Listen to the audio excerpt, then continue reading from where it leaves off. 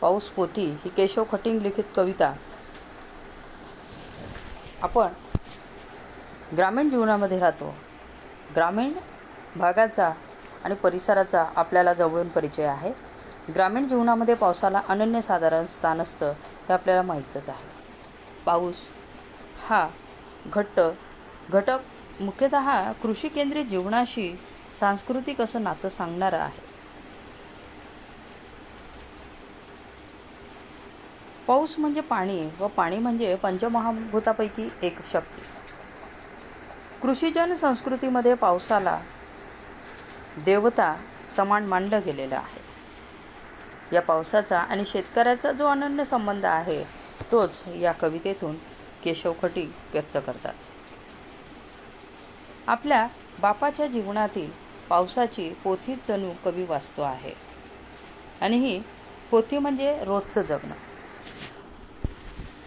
जगणं त्याच्या वाटेला आलेलं आहे. वर्षानुवर्ष असणारा दुष्काळ, वर्षानुवर्षाचं हे लेकरांना त्याचं पोसणं, कर्ज काढणं, पुन्हा पावसाची वाट बघणं, ती त्याची पोथीच बनून गेलेली आहे. रोजच तो वाचतो. पाऊस हा जणू बापाच्या जन्माचीच पोथी झालेला आहे. आजकाल बाप त्याच्या सर्व योजनांभोवती पावसाचा संदर्भ जोडतो आहे. पाऊस आणि शेतकरी यांचं नातं किती अटूट आहे हे कुणब्याच्या जीवनातील भावसंवेदन कवी नेमकेपणाने टिपतो आहे. तर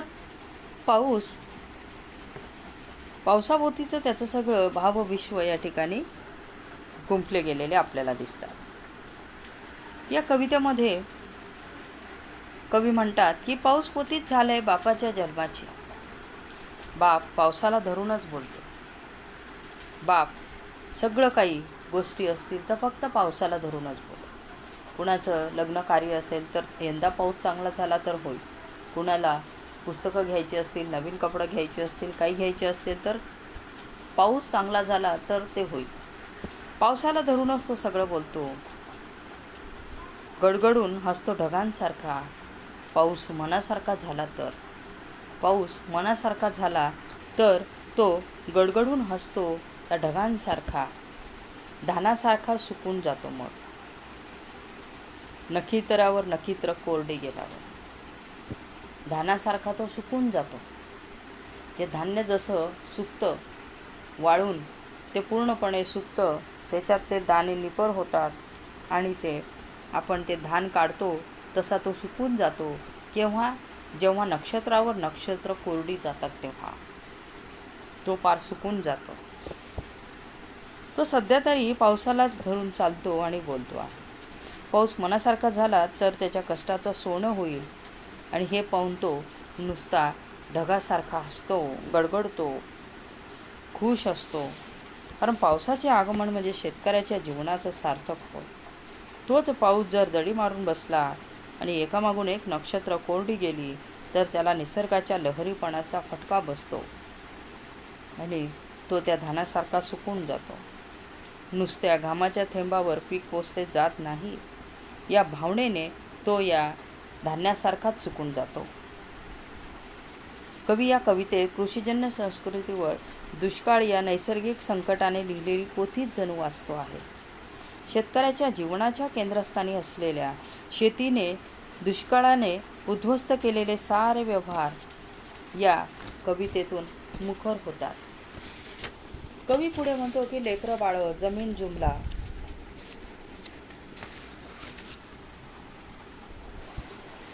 ढोरं वासरं, पीक पाणी यातलं काहीच जोपू शकत नाही पावसाबिगर.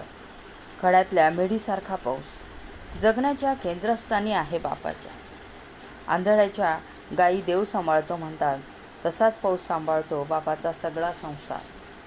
सगळे लेकरं बाळं, जमीन जुबला, ढोरं वासरं, पीक पाणी यातलं काहीच माझा बाप जोपासू शकत नाही पावसाबिगर. पाऊस जर आला नाही तर त्याचे सगळे व्यवहार, लेकरं बाळं, जमीन जुबला, ढोरं वासरं, पीक पाणी हे सगळं काही मोडून पडणार आहे. खड्यातल्या मेढीसारखा पाऊस जगण्याच्या केंद्रस्थानी आहे बापाच्या. आंधळ्याच्या गायी देव सांभाळतो तसा पाऊस सांभाळतो माझ्या बापाचा सगळा हा पसारा.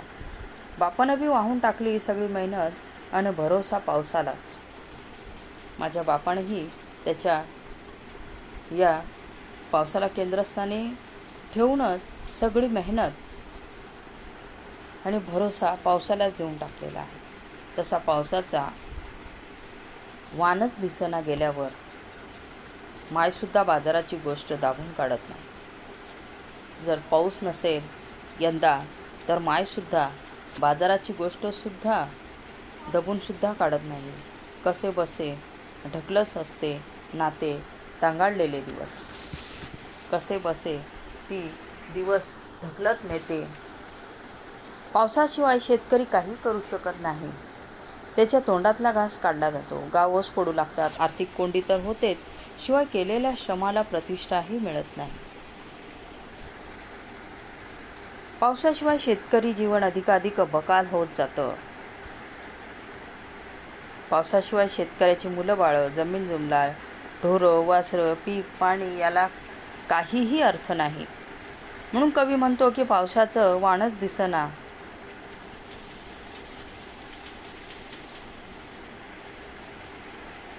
गेल्यावर मायसुद्धा बाजाराची गोष्ट दाबून काढत नाही.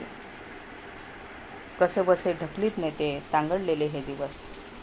शेतकऱ्याच्या जीवनातील हे बकालपण कवीने या 3 ओळीत अधिक प्रत्ययकारीपणे मांडलेले आहे. गरिबाचा हा संसार फुलवण्यासाठी, शिवार हिरवेगार करण्यासाठी आणि बळीराजाच्या जीवनामध्ये चैतन्य फुलवण्यासाठी, त्याच्या संसाराची होणारी धुळधाण थांबवण्यासाठी पावसांची नितांत आवश्यकता असते. तसं पावसाचं वाण दिसलं नाही तर आईसुद्धा बाजाराची गोष्ट काढत नाही. कसे दिवस ती ढकलत जाते आणि त्याच्या संसाराची होणारी धुळधाण थांबवण्यासाठी पावसांची नितांत आवश्यकता आहे. नाहीतर दिवस ढकलणं अधिकच मुश्किल होऊन जातं. धाडधाड कोसळला, सुगीला जोपून बसला तर माय बहिणीच्या लग्नाची गोष्ट काढते. 4 पाहुण्यांच्या कानावर घालायला सांगते. धाडधाड सुगीला पाऊस कोसळला तर यंदा मुलीचं लग्न करायचं आहे. 4 पाहुण्यांच्या कानावर ही गोष्ट घालायला सांगते.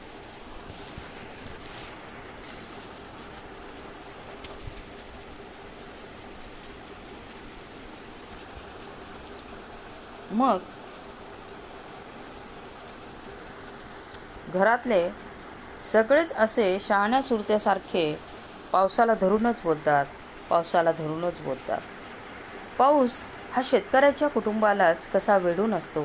कुटुंबातल्या प्रत्येक घटकाशी त्याचं नातं असतं आणि शेतीतील पिकांच्या उत्पादनावरच त्याचं भवितव्य अवलंबून असतं. परंतु यंदा पाऊस पडला नाही म्हणून नवऱ्याच्या जीवनातील समस्यांना अधिक चांगले ओळखून त्याची बायकोसुद्धा बाजारातून काही गोष्ट त्याला आणू देत नाही किंवा त्याच्यावर आर्थिक ताण येऊ देत नाही. शेतकरी हा 12 महिने दारिद्र्यातच जगत असतो.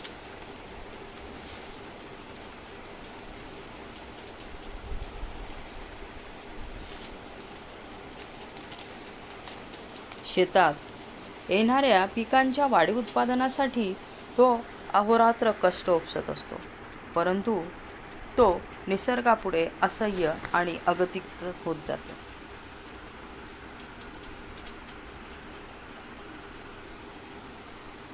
फक्त शेतकरीच नव्हे तर निसर्गाच्या व कृपेचा त्याच्या कुटुंबातील प्रत्येक सदस्यावर होणारा परिणाम व त्यातून त्याची होणारी वाताहत याचं वर्णन कवीने मार्मिक पद्धतीने केलेलं आहे.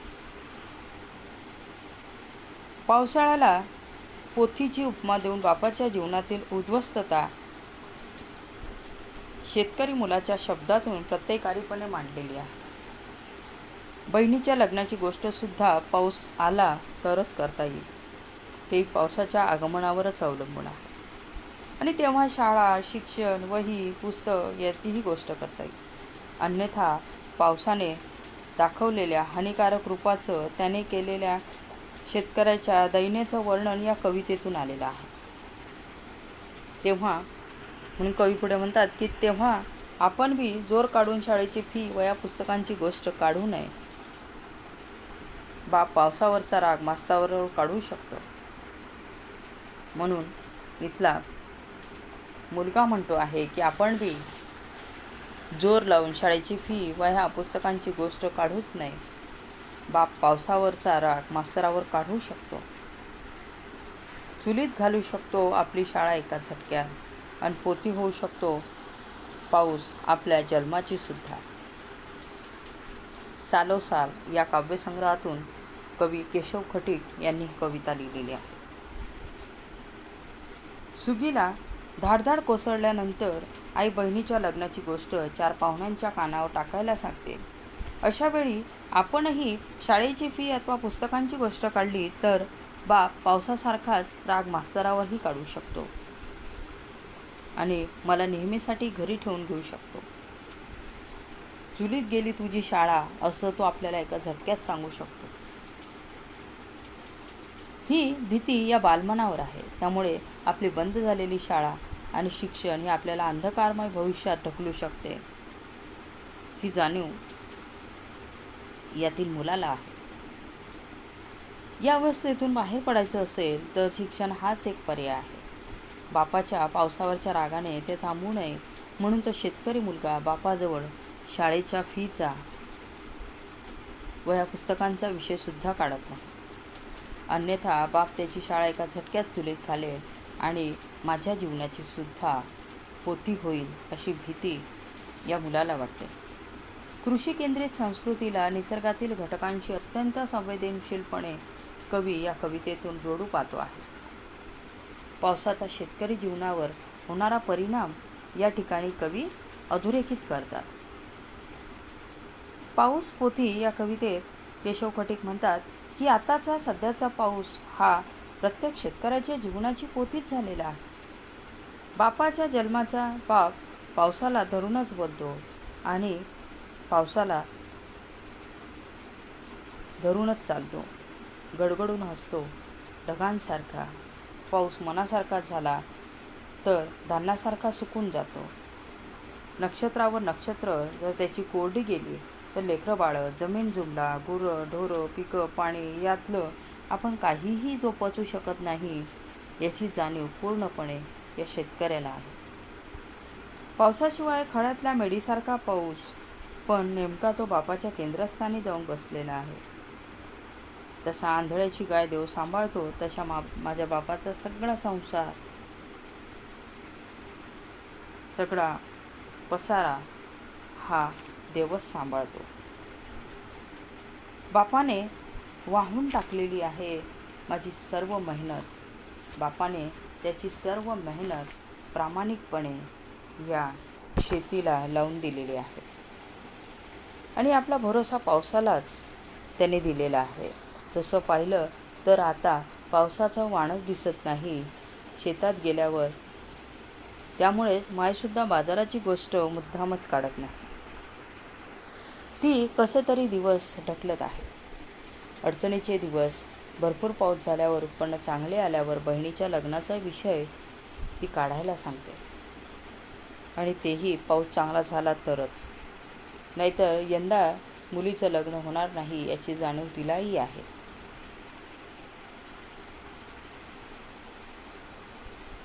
पाऊस चांगला झाल्यामुळे या सर्व कवीची पावसामुळेच शाळेची फी आणि वह्यांचा विषय कवी या ठिकाणी काढत नाही.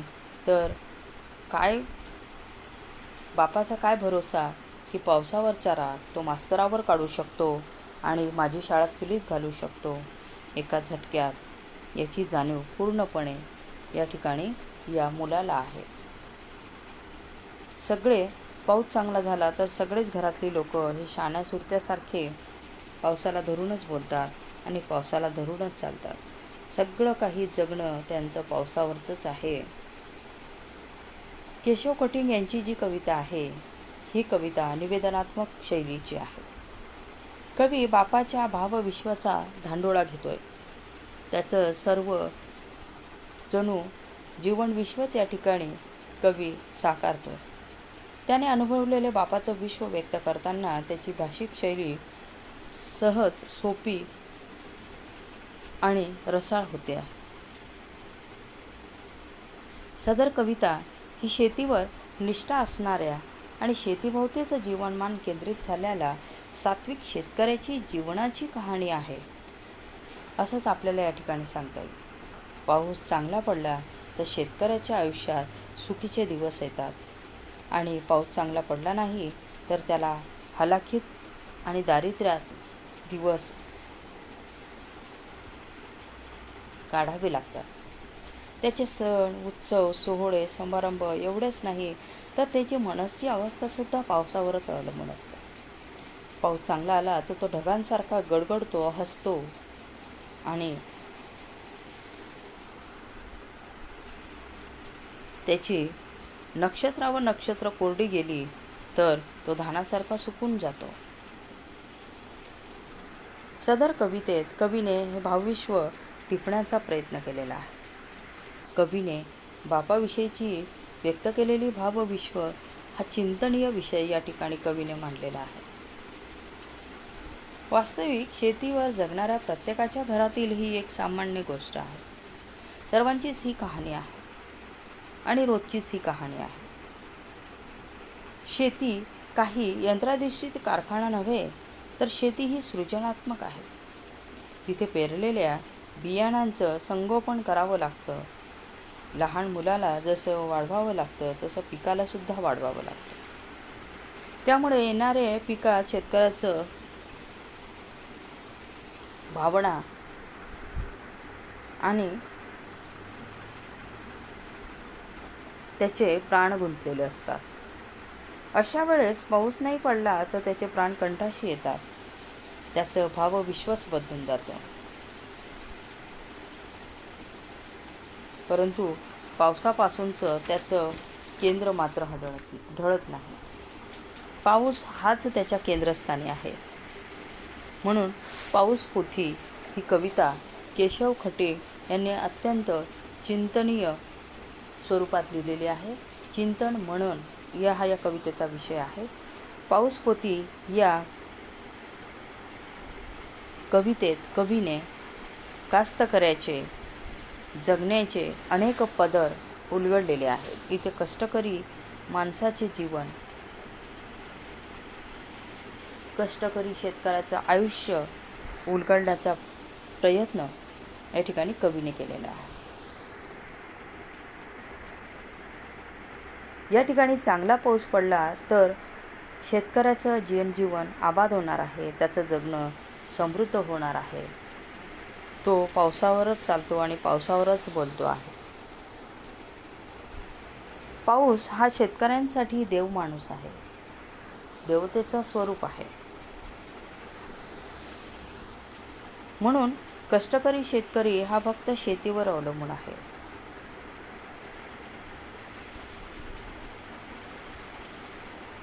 त्याची सगळं लेकरं बाळं, जमीन जुबला, ढोरं वासरं, पीक पाणी याचं सारं काही बाप हा पावसाबिगर बोलतच नाही. सारं काही तो या शेतीवरच पोचतो आहे. खेड्यातल्या मेढीसारखा पाऊस हा बापाच्या जगण्याच्या केंद्रस्थानी बनून गेलेला आहे. शेतकऱ्याच्या मनोविश्व हे पावसाभोवतीच केंद्रित झालेलं आपल्याला दिसेल. जसं आजपर्यंत आंधळ्याच्या गाई देव सांभाळतो तसंच पाऊसच आतापर्यंत माझ्या बापाचा सगळा पसारा सांभाळत आलेला आहे. पण बापानं पण काही शेतीसाठी कमी केलेलं नाही आहे, या पावसासाठी कमी केलेलं नाही आहे. त्यानेही आतापर्यंत वाहून टाकली आहे सगळी मेहनत आणि भरोसा पावसावरच आहे. तसा पावसाचा वानच दिसाना गेल्यावर मायसुद्धा बाजाराची गोष्ट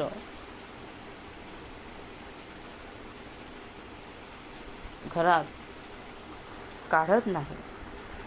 ती सुद्धा कसेबसे दिवस ढकलत नेते. तंगाळलेले दिवस म्हणजे तंगाळलेले म्हणजे ते दिवस जोरात ढकलते आहे. हेही दिवस जातील अशा पद्धतीने ती हे दिवस कसेबसे ढकलते आणि धाडधाड जर पाऊस कोसळला तर मात्र बहिणीच्या लग्नाची गोष्ट यंदा निघणार याची त्याला खात्री आहे. आणि 4 पाहुण्यांच्या कानावर ही गोष्ट आई वडिलांना सांगायला सांगते.